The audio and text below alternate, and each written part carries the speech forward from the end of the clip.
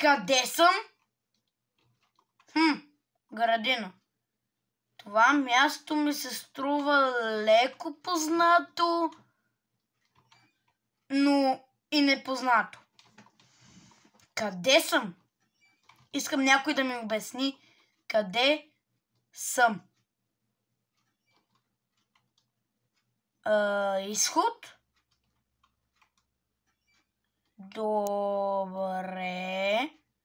Странно място. Горе-долу ми е познато. Не знам къде съм. Но аз вървя. Вървя и вървя.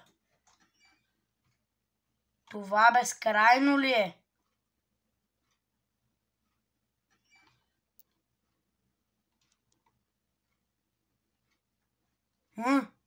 Кое е това? Чакай малко. Не знам какво е. А тука?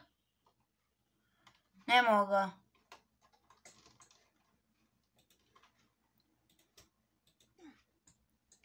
Отивам в лобито. Дорс! Къде съм? Има дупка в това. Добре, хора, стига с преструвките. Това е Doors Before the Limbo.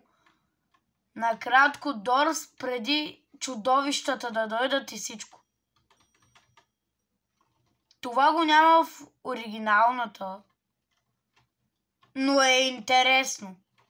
Самия хотел е хотел, няма чудовища, няма нищо.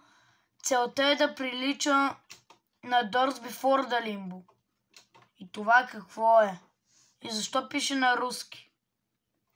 Открих някаква тайна, защото е скрита. Добре, харесва ми дизайна. Ето ги The Backrooms. Защо на тук има врата? Това е болница и варела на това. Тук имаме портал и картина на Кирия Слайд. Но тук е Before the Limbo. Защо има? Като сме Before the Limbo. Ако не знаете какво е Limbo, това е самото събитие, където всичко се променя в Doors. И да. Тук имаме пак такова. И пак пише на руски. Не знам защо. Сигурно в хотела са дошли някакви руски хора. Добре, това нали е Doors Before the Limbo? Dangerous. Тук се е много правим. Това ми изгледа като фигура. Добре, тук има някаква стая. Дълъг коридор и с... Welcome. Къде съм? Това го няма в Doors. Ето. Електрическата стая, която е променена. Защо? Дойдохме пак тук. Аз казвам да дойдем тук. И защо има стълба? Нагоре. Ето ни в хотела. Какво е станало тук? Защо това е разглобено? Няма хора. Стая едно е тук.